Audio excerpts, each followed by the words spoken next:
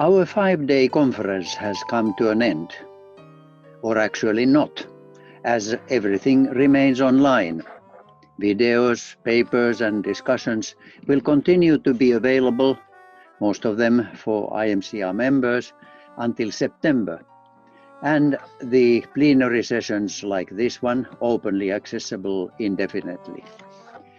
So this is an unclosing plenary, devoted to looking at media and communication research from the perspective of both past and future. We begin with the history of IMCR itself, which celebrated its 60th anniversary 3 years ago in Cartagena, Colombia, with our in-house band around former President Cees Hameling.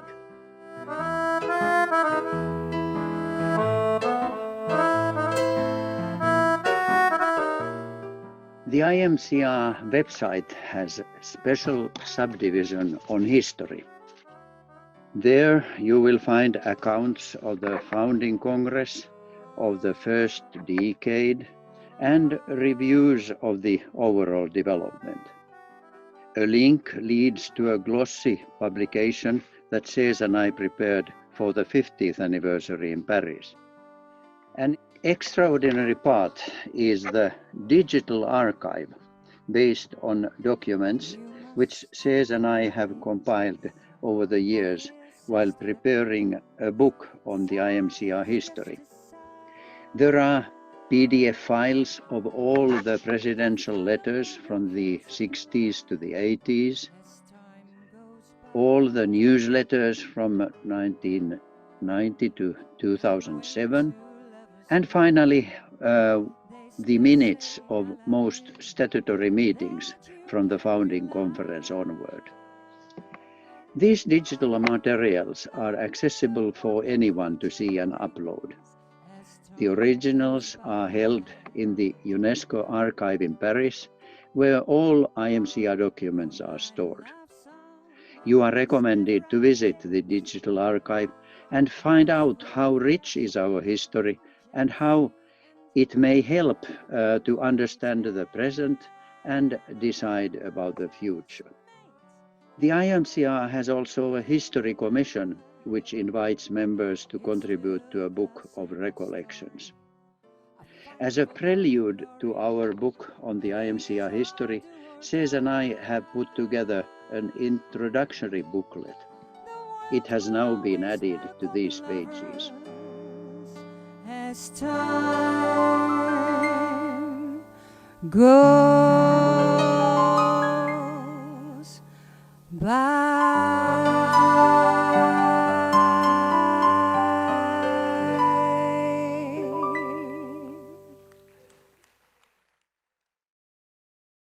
Now from the IMCR to the history of media world at large.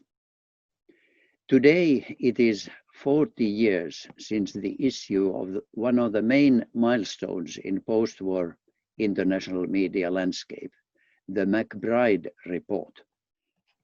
It was prepared by a commission appointed by UNESCO's then Director General Amadou Mahtar Mbow as part of a compromise to play down a rising political conflict between East and West, North and South. This was a time when the Soviet-led East was strong and the non-aligned movement mobilized the South as a significant force in international politics. And when the East and the South came together to challenge the Western domination in global news and other media flows, seen by them as media imperialism. The commercial media circles and the Western governments began to counter this attack, which was claimed to undermine press freedom. An ideological media war was in the making, and UNESCO was in the middle of it. In 1980, it was still possible to discuss the issues and to reach consensus. And that's just what the report did. It was later in the 1980s that the Reagan and Thatcher regimes led to a conservative offensive, also pressing UNESCO to stop criticizing Western media lobbies and instead to become their ally, conspicuously ignoring the Commission and even burying its report. But let's get back to the Commission. The Commission was led by Sean McBride, the winner of the Nobel and Lenin Prizes, and its members were big names from media, academia, and politics, such as Beuve-Méry, the founder of Le Monde, and Marquez, the Nobel Prize-winning novelist. The report, published in 1980, with 300 pages in several languages, became a flagship of the time looking for a better future.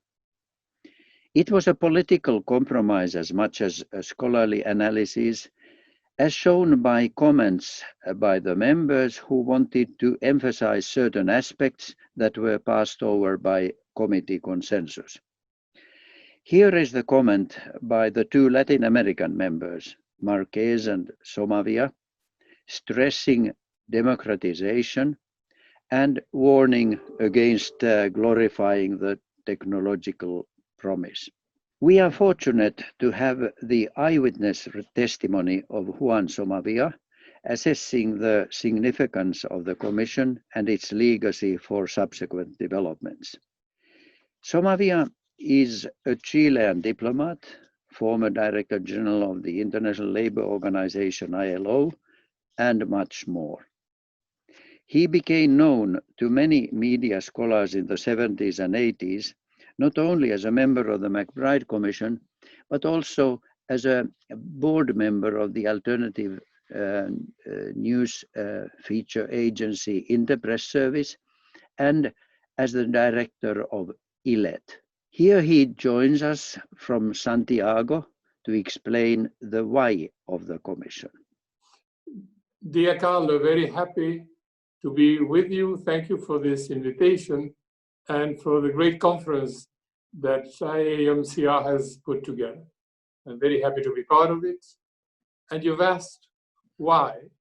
I think that the origin of the McBride Commission begins with decolonization.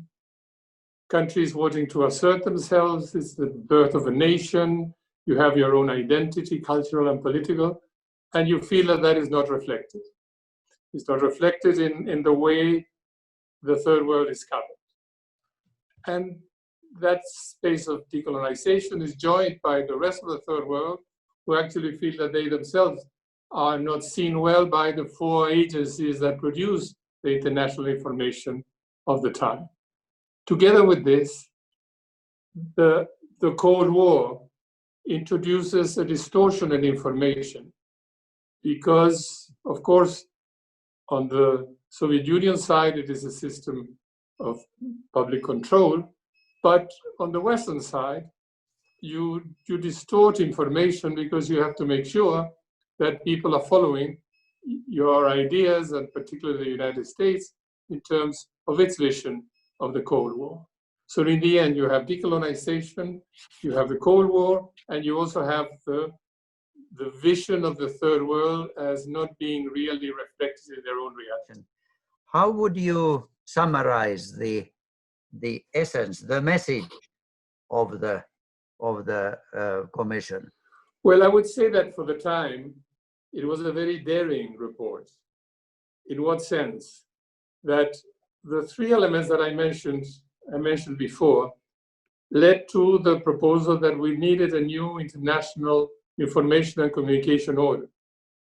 And what the report does is to legitimize that discussion, which certainly had an opposition to it. And it not only legitimizes it, but it sort of shows the way forward. What should we do about it? And what I would like to do is to reflect to some of the key values that emerge out of the report. The first one is respect for diversity and cultural identity, the notion of respect for the other. And this is real not only in terms of acknowledging that the developing world is not well reflected, but it has to do with the essence of communication at the national level. You have to respect the other. It is a foundation, communication is the foundation of the way society is put together. So the respect for diversity and cultural identity is a major element of the process. The second one is the need to democratize communication, which means acknowledging the right to inform and be informed as a human right, as the right that is included in the Universal Declaration of Human Rights. The second thing is that you need to have a multiplicity of sources, from vertical to horizontal sources. The third element is that you have to go beyond elites, and you need to have the voice of citizens expressed much more directly. And finally, as a result of that sources need to reflect society, need to reflect the reality that they're describing. So it began as an international problem, and it certainly deals with that, but it also deals with communication in terms of what it means in terms of communication within a society. And linked to that is the element of concentration of media, of the relationship between the controllers and the output of media. And we mentioned that as a central element of the construction of democracy. The third element is that information is not a commodity.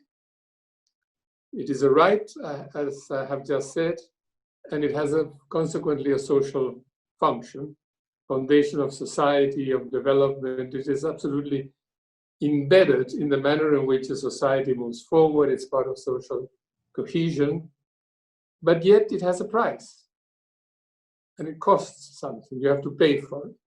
And what the report says is we have to distinguish the price from the value of communication, from the meaning of communication in society, and consequently conclude that you cannot look at it as a commodity. It is a much more important dimension of a society. And the fourth element I wanted to mention was that this is the link between international information and global peace and security issues. The fact is, and this is where the Cold War comes in so strongly, the level of disinformation, misrepresentation, distortion that there was linked to international peace and security was extremely large. And the report says that we need to look at that in very specific terms. So this was 40 years ago, 1980, the situation as you analyzed.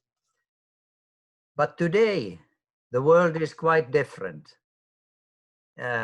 Cold War, in the East-West situation of confrontation is gone. And the globalization has emerged. And such communication aspects like internet have mushroomed and changed the whole media environment, media ecology, as it is often called. So how would you look at the message that you just summarized from today's perspective? Is it still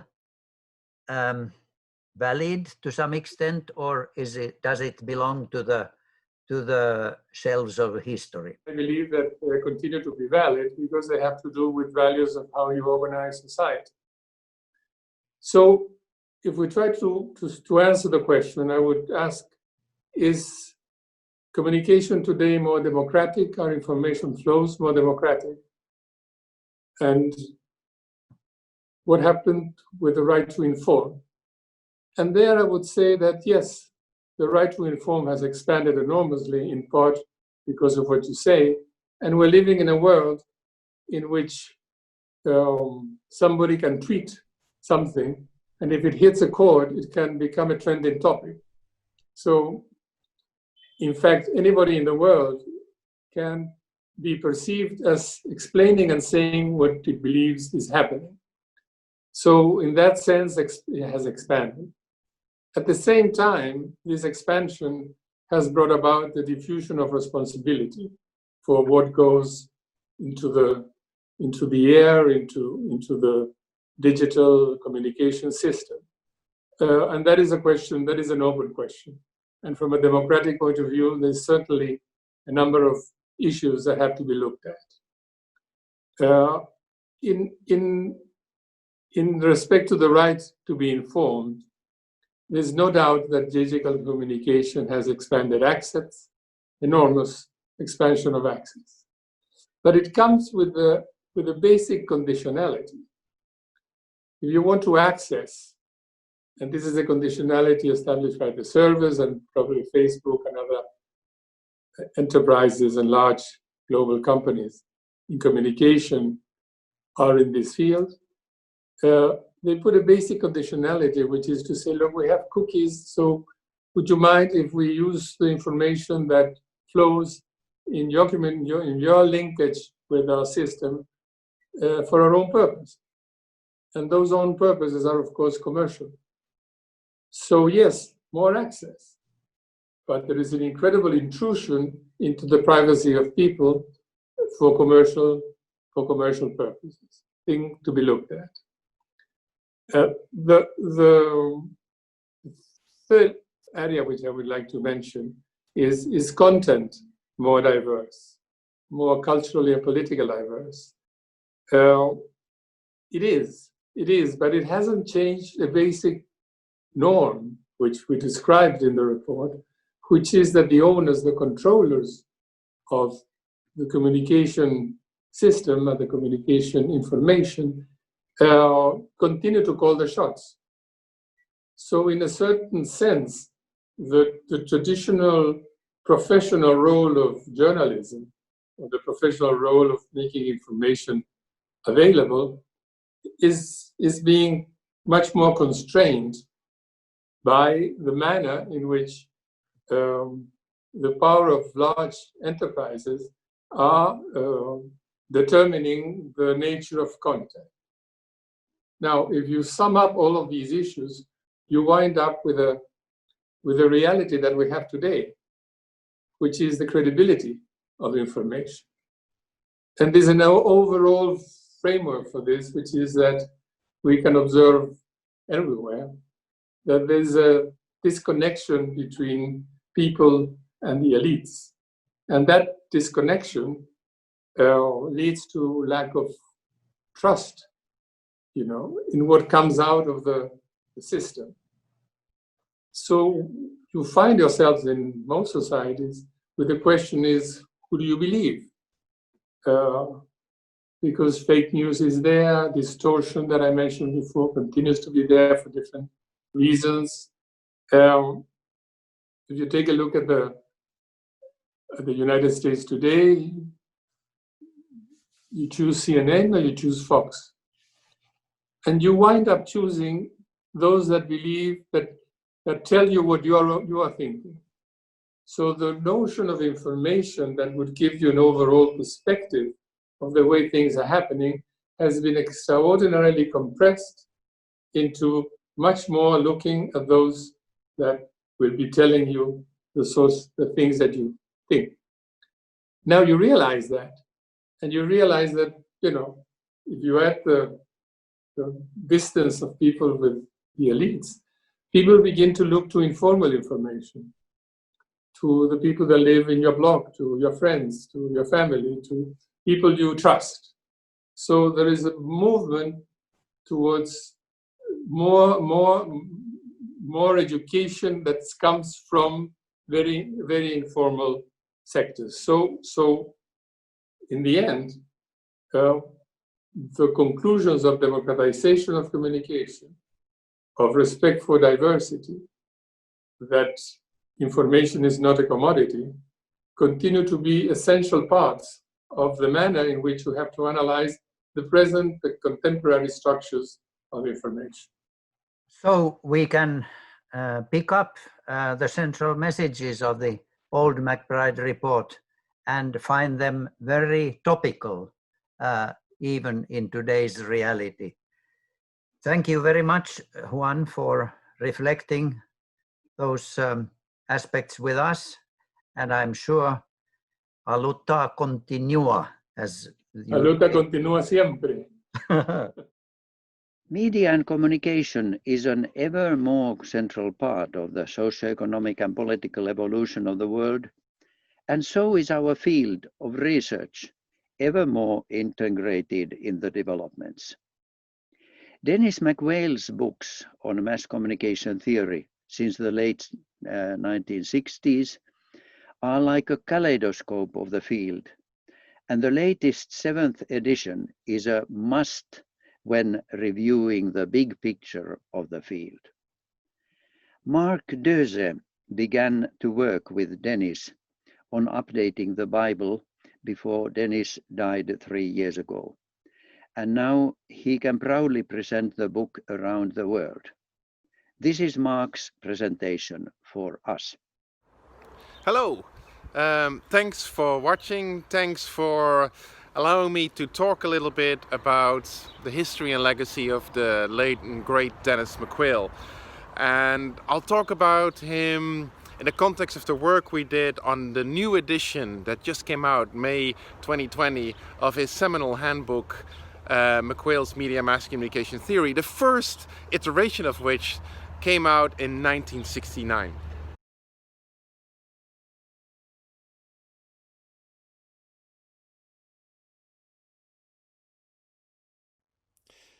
So using a couple of different clips, I want to talk a little bit about the legacy of the field that Dennis has left us and that may contribute to our discussions about the road ahead.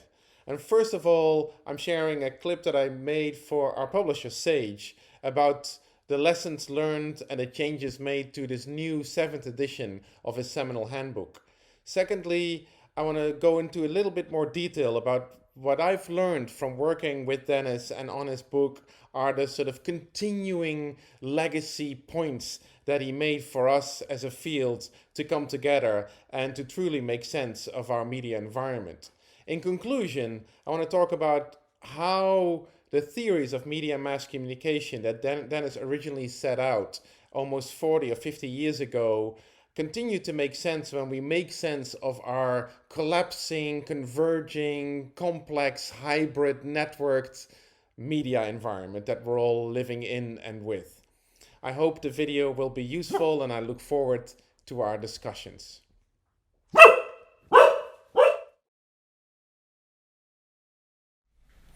McWhale's Media and Mass Communication Theory is an epic book. It's a book about books. It's a story of who we are as students and scholars of media and mass communication. It's about what we do, how we do it, and perhaps most importantly, why we study the media and mass communication, why we consider it so important, the role and the influence and the effects that media have on public opinion and on people's everyday lives. The new edition of McWhale's handbook is first and foremost an homage to his incredible legacy that he left us until his passing a couple of years ago. Working with Dennis has been a tremendous privilege and it's been a lot of fun, especially thinking about how we try to adapt the book to the 21st century, to a new generation of students and scholars engaging with these materials. The changes we've made compared to previous editions are first and foremost a true integration of humanities and social science-based perspectives, approaches and methods to the study of media and mass communication. We've added the word media to the title to articulate the role, the significant role that media theory plays in the field today and to join communication science and media studies approaches. Secondly, we've addressed the realities of what it's like to make media professionally in the world today. in part because so many of the students in our courses, in media and communication types courses, are there because they want a career in these media, but also a true critical and an empirical understanding of the role that media play in everyday life comes from an appreciation of how media actually get made. A third intervention we made is to work hard to diversify the range of voices and sources in the book. In part, this has to do with making the book more a reflection of the truly global nature of our field. An acknowledgement that the industries that we're talking about are truly global industries. But also to include voices from literatures that are open access. And finally, we've tried to take the discussion on the influence and effects of media to a new level, rather than simply discussing the various theories and methods that we've used in the past as a field to study and interrogate the effects and influence of media. We've now looked at media effects as a canon, as a range of concerns that people have throughout history over and over again about the role that media play when it comes to children, to the young, to politics and our political system, to social cohesion and polarization. These are recurring concerns that we've now framed historically and pulled into the 21st century.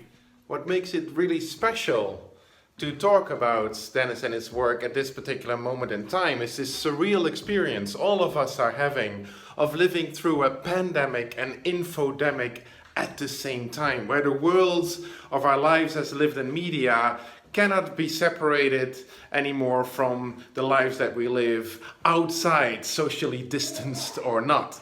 We truly have a unique opportunity of making sense of this, and our field can show its relevance to the discussions around the world as people live in media.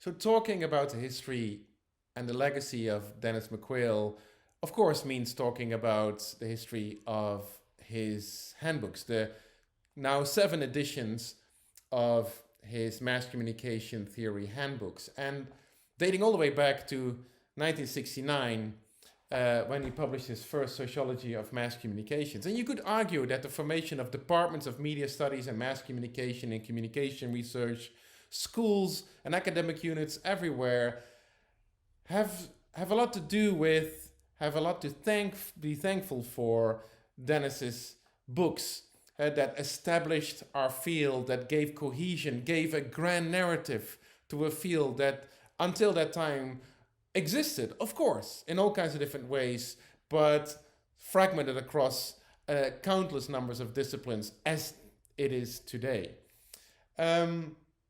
A second insight into this history has to be Dennis's insistence on us taking responsibility for what we study. And for Dennis, this responsibility could be found in assuming a normative theoretical stance towards our field, to articulate what it is that we're really concerned about. Why do we think something is good or bad and deserves our interest, our studies, our funding, our students' engagement?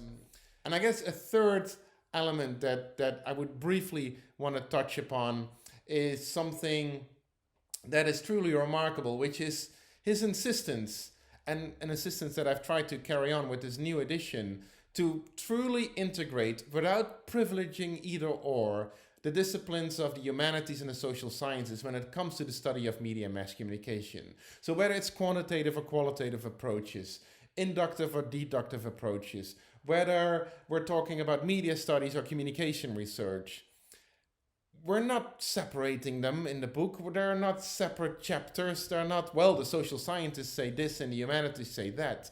No, it is a truly integrated perspective, because that's what the world wants from us. That's what we need to truly make sense of our contemporary media environment, about the way we all must self-communicate and must communicate, if you will.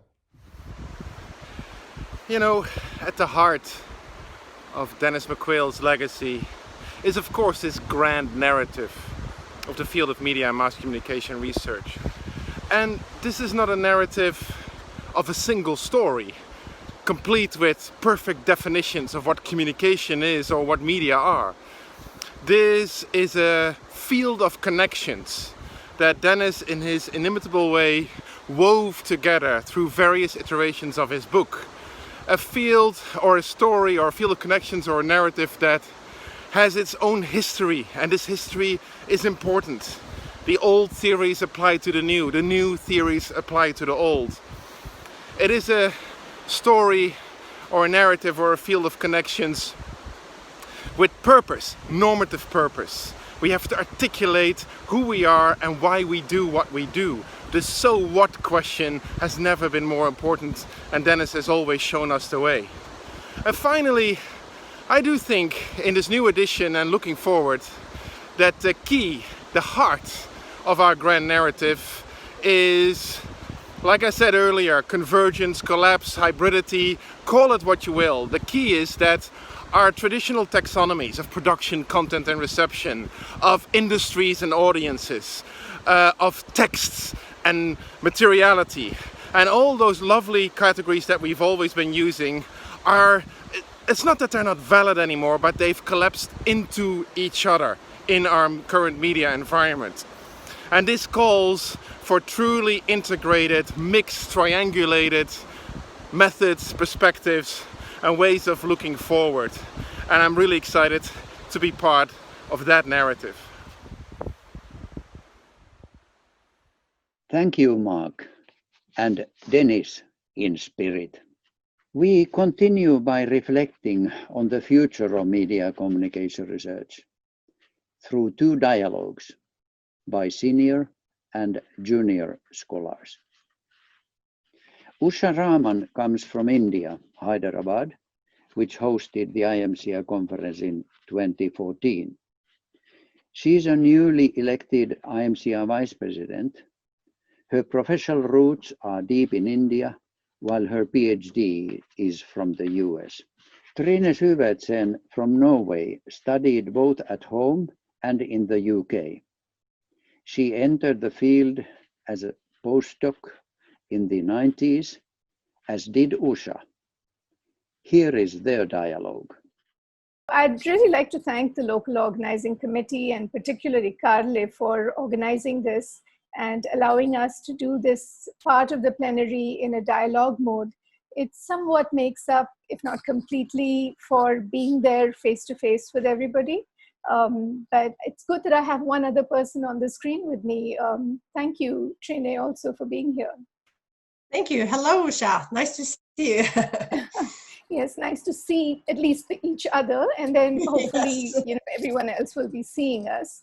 We hope so. Yeah.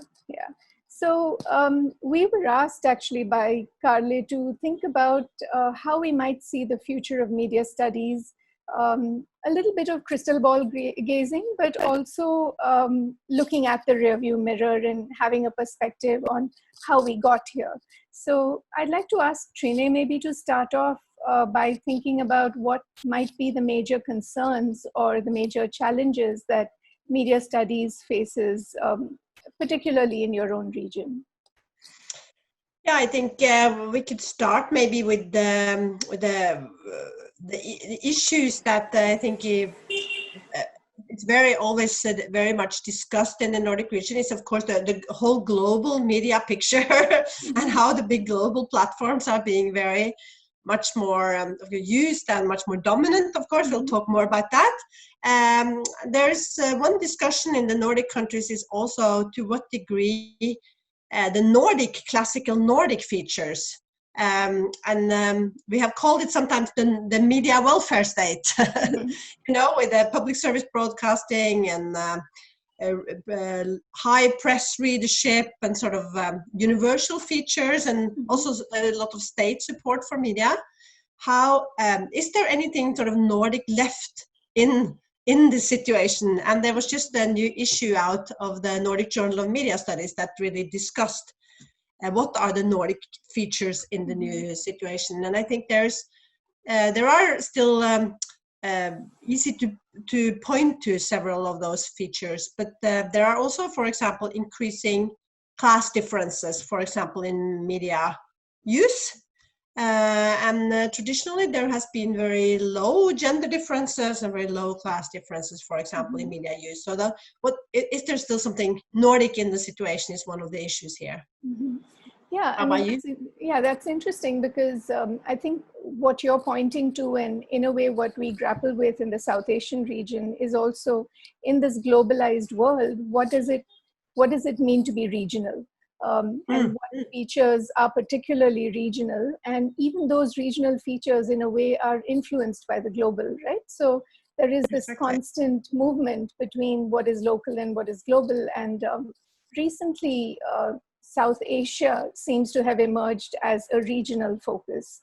So the countries in the subcontinent, India, Pakistan, Bangladesh, Nepal, Sri Lanka, seem to have acquired something of a regional identity, even though there is a lot of diversity in this region. So you're right. I think, what is intrinsically regional, in your case, Nordic, in my case, South Asia, and how does that speak to the global in a way? Exactly, and I think also when we discuss the regions, I think we more and more maybe we see the United States also as a region with specific features, and not the world, for example. Yeah. Although you can still see that there are elements of the old media hegemony debate that can still hold even today. But also getting new ground within global platforms, and So in this context, what do you think is the space for media studies, both in terms of education and research? Yeah, I think in education, I saw a piece in the Times Literary Supplement that said that media studies had finally found its place. Finally. That's sort of what media studies is, but it has finally found its place. And in a sense, there is less debate about whether media studies is useful or not useful, for example, or whether it's a real subject or not a real subject. But what we can see in the Nordic region is that there's more focus on interdisciplinarity, of course. There is also the issue that in education, the mass media paradigm is definitely challenged or maybe over. And I felt it when I'm teaching a new BA degree, and a lot of the examples in the textbooks, from television evening news or printed newspapers, or even the well-known national shows or program, that the students don't know anything about it. They have never heard of it. Yeah. So we have to rethink that. Right. Yeah, I can see the same happening in India as well. All of us are rethinking our programs. Convergence seems to be the big word, both in terms of practice as well as in terms of approaching education. And clearly there's a flux in the industry in terms of, how the industry is organizing itself. So who would have thought that Facebook would be seen as a media company, for instance. Exactly. So as educators, I would say we're still struggling to figure out, how we conceptualize our programs in response to this. But I think the main movement has been to focus less on media form and more on convergence as a mode of thinking. Yeah. But how do your teaching program respond to the crisis in journalism and the crisis in media? Do you sort of see any of that, or? Well, I think as faculty and also as researchers, I think we tend to still believe that there is value in teaching principle. In teaching, a certain approach to media that's based in maybe social responsibility, and so on. But students, I think, are a bit confused because the industry doesn't often organize itself around these principles. Especially now, right, with clickbait and fake news and all of these issues. So it's a struggle, and I think the way we are trying to respond to it is to bring in more collaboration between industry practitioners and media educators. Yeah. I wouldn't say it's ideal, but that's a direction in which we're trying to move. Yeah, I think what we have done in our new BA program is we have invited a lot of alumni in, a lot of the people who've actually done media studies, to just talk about what they are doing now and how they use media studies. And that's even taught me a lot of new things, because they have all kinds of jobs, and maybe jobs that are very different from what we thought they would get.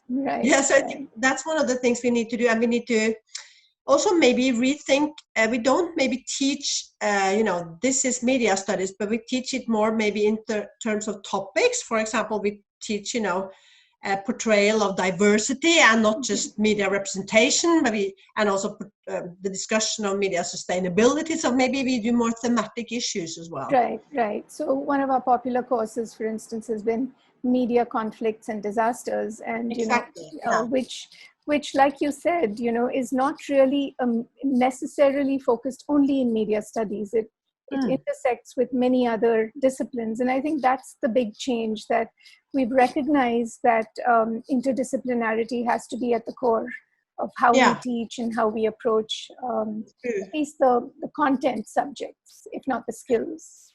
Yeah.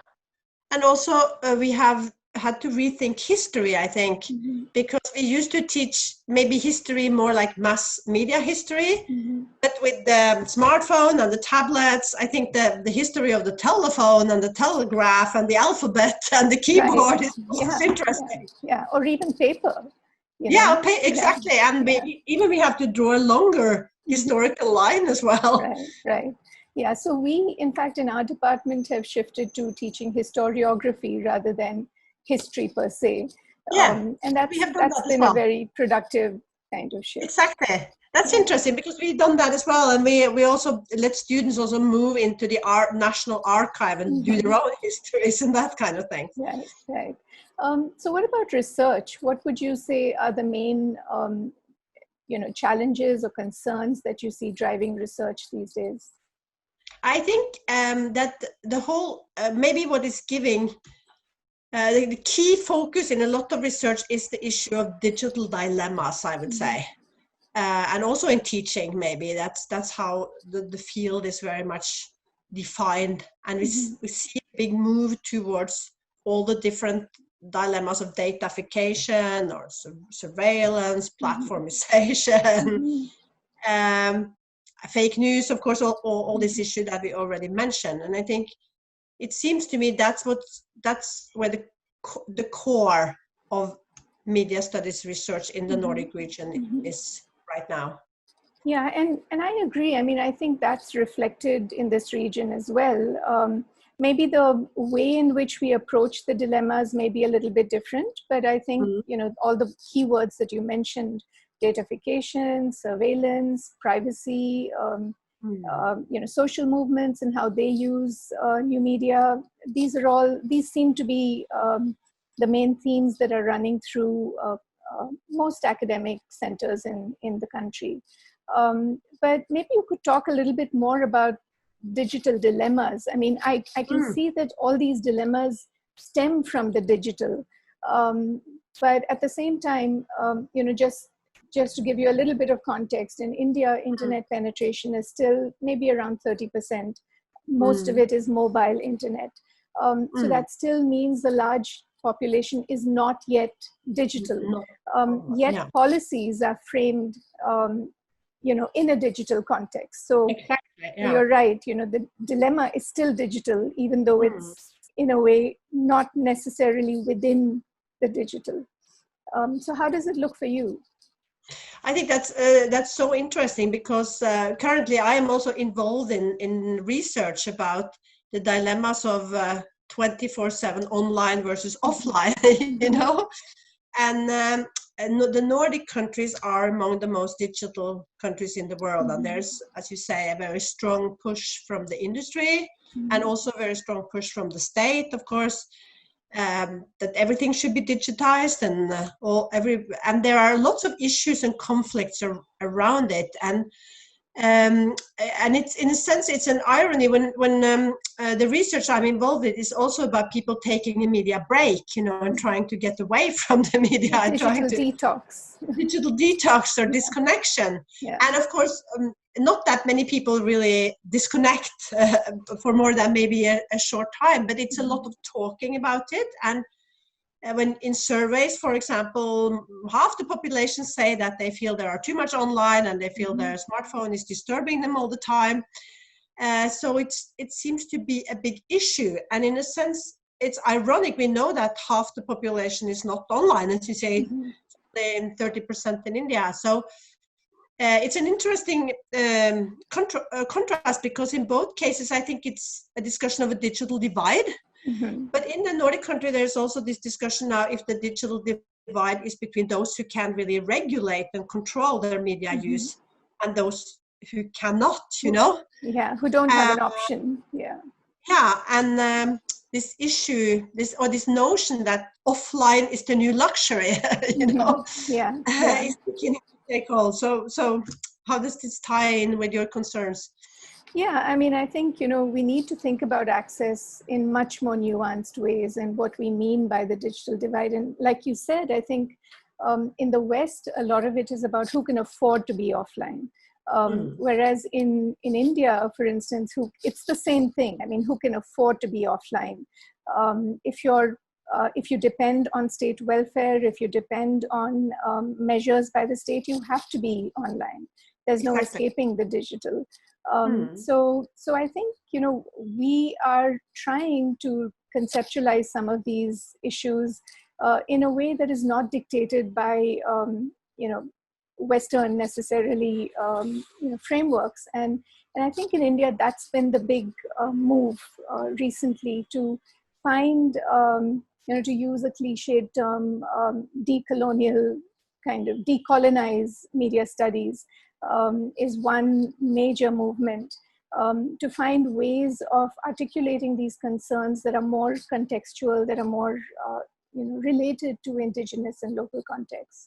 And maybe that raises the question that's sort of towards the end of the conversation, that people are asking, how can you live sort of happily, ethically, and responsibly in an era of sort of enormous media expansion, you know?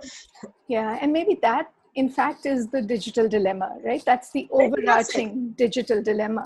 So I think, you know, just to wind up, if we had to say, you know, the notion of digital dilemmas, as you put it, is really a very useful sort of umbrella under which we can list all of these concerns, whether it has to do with sustainability or education or literacies or livelihoods, use, you know, mental health, all of these issues. So, so and I also think that's with media studies, that means we are less sure than maybe we were, because now we are more, it's more ambivalence, it's more dilemma. These are really good things, really bad things, and we need to sort of be more open about all those things, I think. Yeah, so I think that's a good point at which to end. We're both opening up the space for a lot of questions and in some ways giving ourselves direction to look at. So thank you so much, Trine, and you know, thanks everybody for listening. The second dialogue comes from the conference host, Tampere University, with two representatives of our emerging scholars who entered the field during the last decade. Laura Ahva is the latest professorial appointment in a long chain of chairs at the first academic school of journalism, not only in Finland but in the Nordic countries, founded back in 1925. The first professorship was established in the late 40s, Laura representing the sixth generation of professors. Leonardo Custodio came from Brazil to Finland to take a master's degree in journalism and mass communication, continuing another 4 years for the doctorate. He is currently working on interesting projects, but without a permanent position, and joins us here not only as a splendid example of internationalization, but also as a reminder of how employment in our field is unfortunately becoming ever more precarious everywhere. Laura and Leonardo, please go ahead. Hello everyone. Hi, IAMCR. My name is Leonardo Custódio, I'm Laura Ahva. and we were asked to speak to you today about the future of communication research as emerging scholars. Yes, and we thought that we might try to structure our talk, our sort of a shared panel post with three questions. And we start with the question like,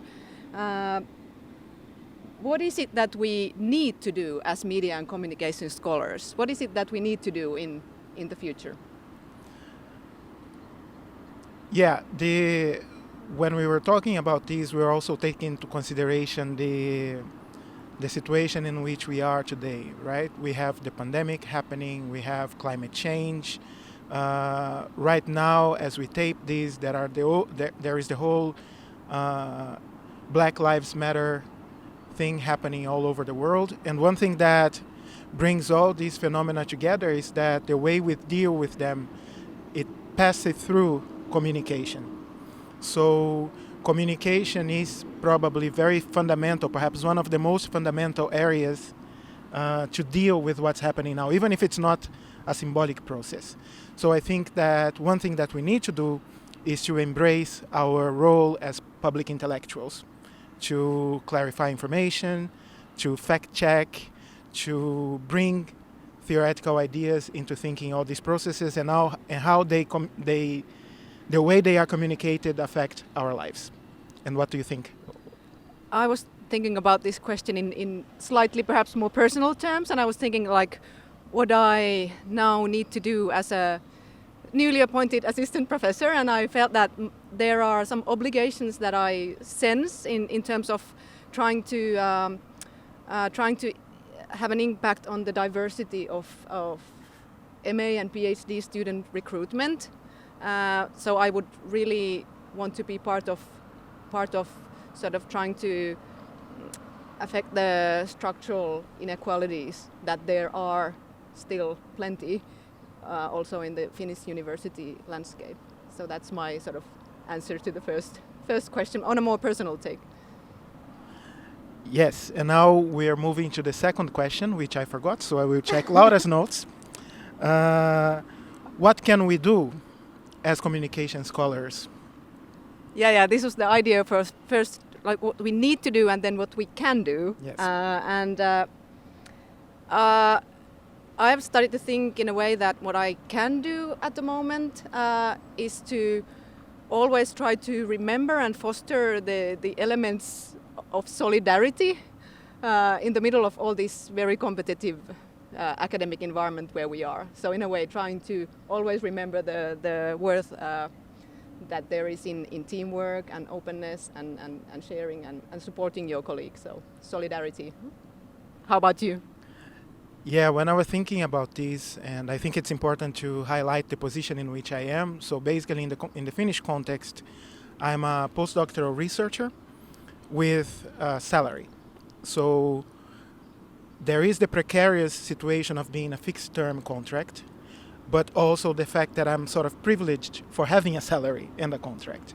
So considering these and the tasks that we have for the jobs and so on, I think one of the important things we can do when we are in a situation in which we have some income is to support younger researchers.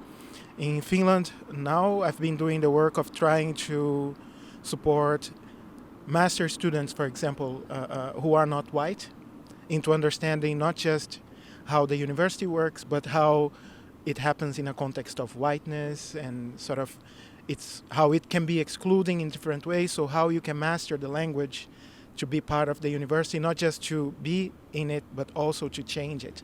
So I think for me, one of the things that is really important that I can do, considering all the limitations I have, is to support younger students, MA, BA, and even PhD students. Okay, and nicely links back to what I said at the start. So we go hand in hand here. And then I think we had the third question, which is about what is it that we cannot avoid doing in this context that we are now in as media and communication scholars? What are the structural settings that we're in? Well,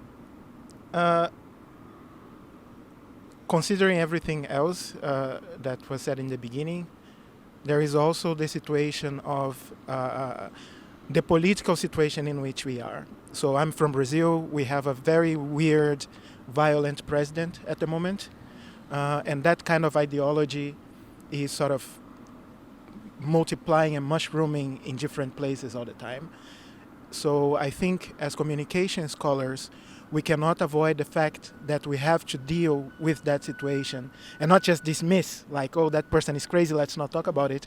But actually, we have to embrace what's happening, bring people into the conversation, and work out with people, not necessarily explain them, but talk to them about why situations like these are bad, how communication is fundamental for their existence, and how can we, from communication and what we do with our social media, mobile phones, how we watch television and so on, how our production and consumption of information may change politics into the politics that we all want to have and not the one that is sort of scaring all of us right now. Yeah.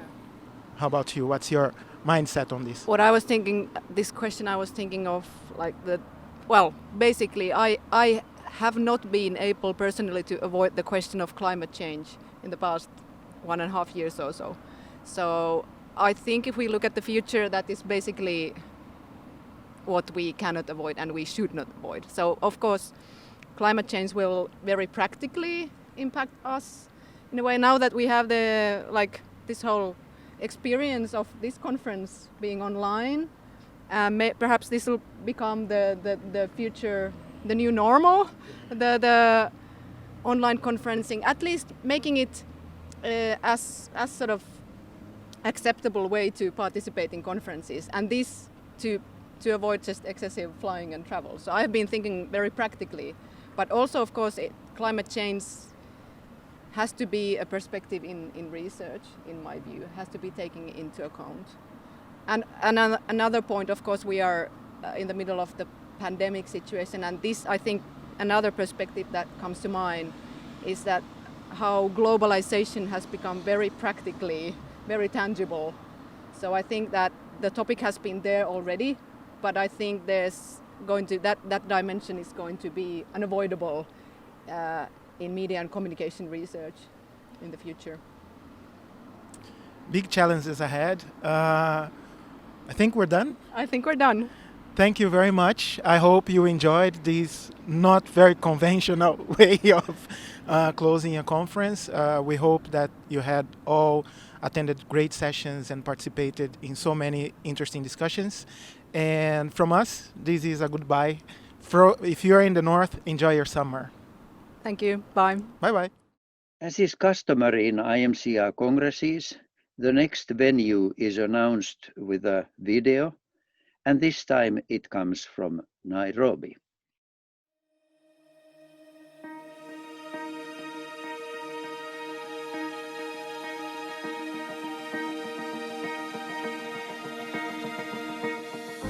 USIU is a great university, high quality education, international, inclusive, diverse, and just absolutely beautiful campus.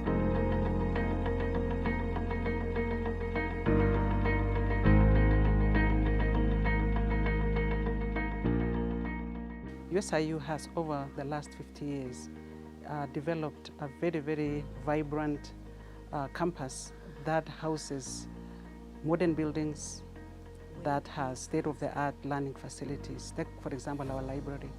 Our library is the best in the region, holding so many collections. Many of them are very modern collections. A student in USIU currently can do research and be exposed or can access journal articles, for example, that were published even yesterday. Over the last 50 years, USIU has made absolutely remarkable advancements. We started with 5 students. Now we have over 8,000 students. We started with 1 or 2 programs. Now we have close to 30 degree programs at all levels, the bachelor, master's, and doctoral. And we're introducing a lot of new academic programs, particularly in STEM, science, technology, engineering, and math, through our School of Science and Technology. A lot of new programs are also coming in the School of Pharmacy and Health Sciences, as well as, of course, in the School of Communication, Cinematic, and Creative Arts.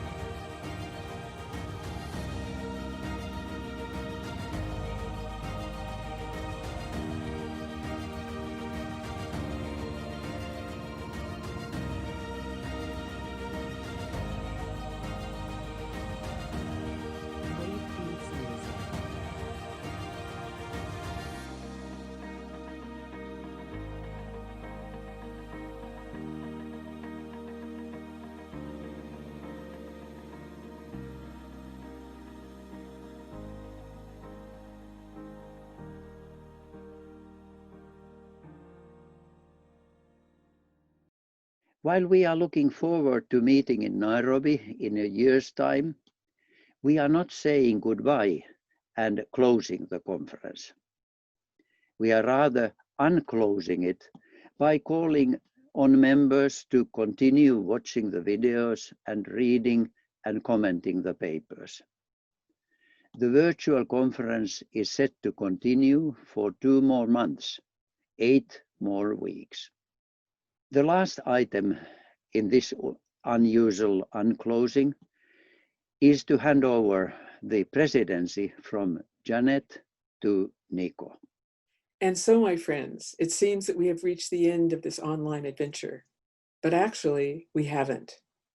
Although this may seem like a closing, it's actually an unclosing.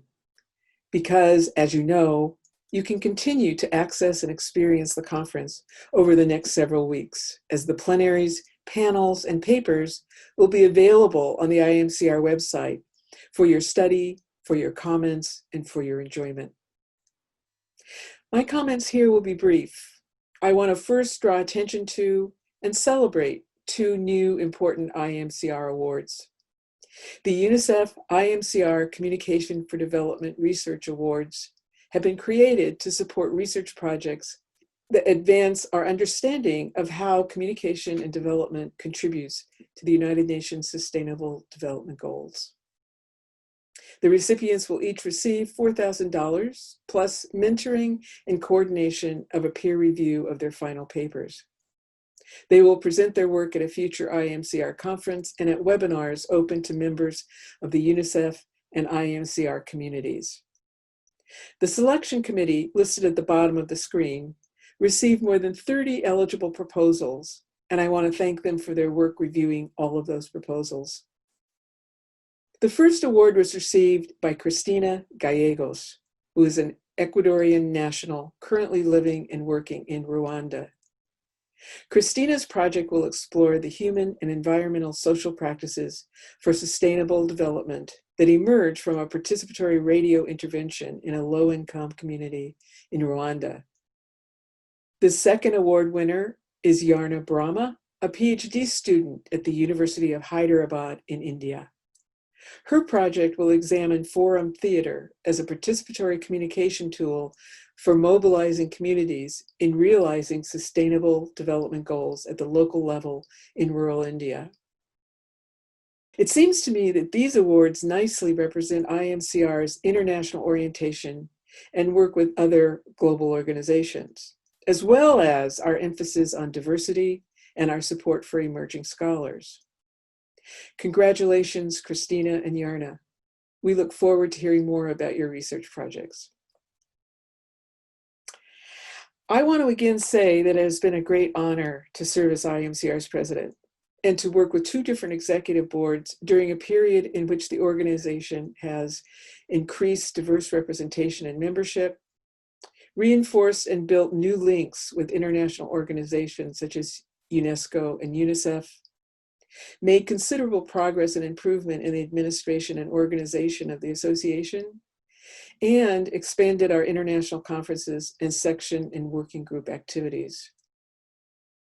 To reflect on the current state of IMCR, I want to remind you of the observations that our Secretary General Gerard Goggin presented in his annual report. The presence and role of IMCR is all the more urgent and significant today, given the implications of COVID-19, as well as the resurgence of anti-racism, anti-colonialist, and anti-imperialism movements around the world. Media and communications are even more central to the dynamics of these profound structural changes, their historical and contemporary histories, as well as the prospects for affirmative social and political transformation and activation of freedoms, rights, and justice. Thanks, Gerard, for pointing to some of the reasons why IMCR is especially relevant and important both now and for the future. We will need to continue developing our vision of the role of research as unforeseen issues and emerging technologies materialize. Indeed, our work may require further interdisciplinarity and even transdisciplinarity to address some of these systemic problems and to respond to crucial needs for a more equitable and sustainable Earth. This last point is critically important, and I'm encouraged by some of the steps we have made as an organization since the formation of the Environmental Impact Committee in 2012. But beyond our conference activities, we also need to focus more specifically on our individual and collective roles in influencing policies and actions that contribute to solving environmental problems. I'm encouraged by the renewed energy and new ideas emerging from the new leadership of the Environmental Impact Committee that will guide us to further move in these directions. I'm also encouraged by the increased attention being given to interdisciplinarity. This was well represented, for instance, by one of our opening session keynote speakers, Kari Ingvist of the University of Helsinki and a professor emeritus of cosmology, emphasized the connections between the sciences and the humanities in his thought-provoking presentation. This 2020 conference has shown that IMCR can be resilient, able to adapt, able to change. It is not only important that we develop appropriate responses to crises such as the current pandemic, we also must individually and organizationally, through our research, our teaching, and our involvement in movements and actions, contribute to maintaining, repairing, and regenerating support for democratic institutions worldwide. Again, I would like to congratulate the new Executive Board and International Council members. As Graham Murdoch noted in his Vice President's report, we thank them for their gifts of time, energy, and expertise, as well as for their commitment to sustaining IMCR as a uniquely diverse and collegial community of scholarship. I look forward to again sharing that special IMCR collegiality at future face-to-face meetings. We have been able to connect this year, sharing our work and renewing our friendships. And I look forward to continuing to do that in the future. Finally, I wish you peace and happiness, and please stay safe and be well. Thank you.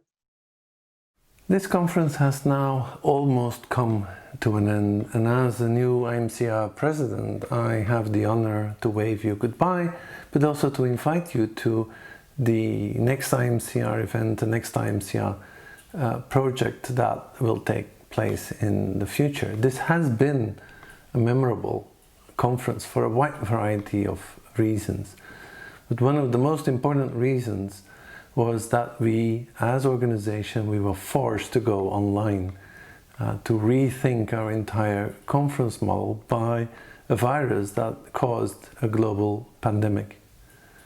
We can think about the many opportunities that this has created and will create for the organization, but we should also, at this moment, at the end of the conference, think back of the tragedy that COVID-19 was and still is, taking so many thousands of lives, including colleagues, friends and family members of some of us.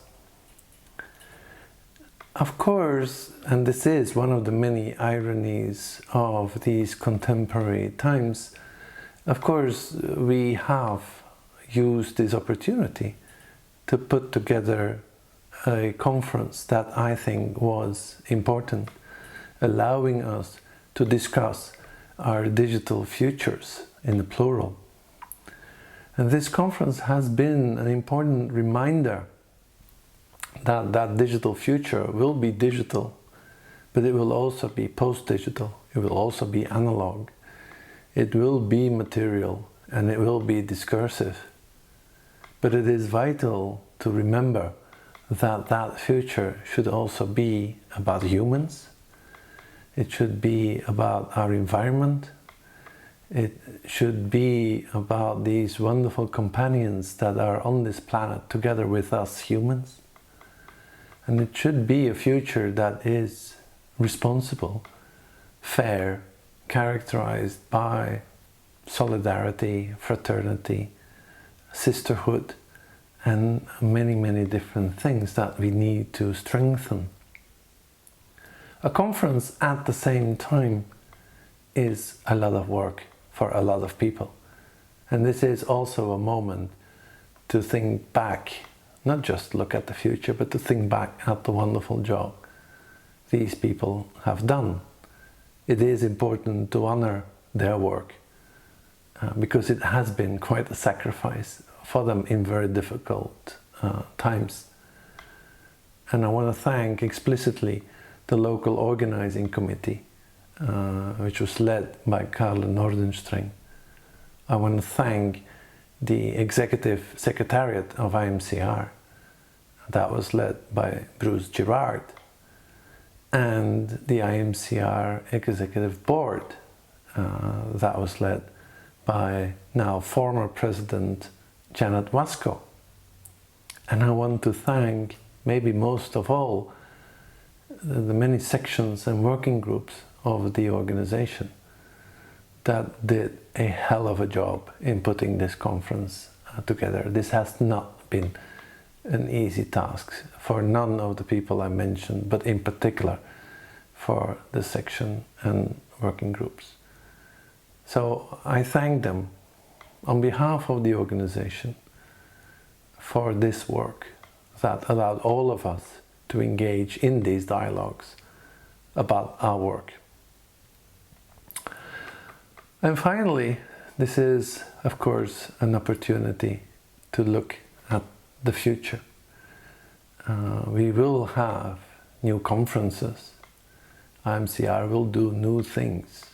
In an ever-changing world, it is our responsibility to rethink where we stand as organization, IMCR, as academics, as individuals, as humans. IMCR wants to play a vital role in this future, and I hope he will join me in creating an even more bright future for IMCR and work with us in creating a better world. Thank you and goodbye.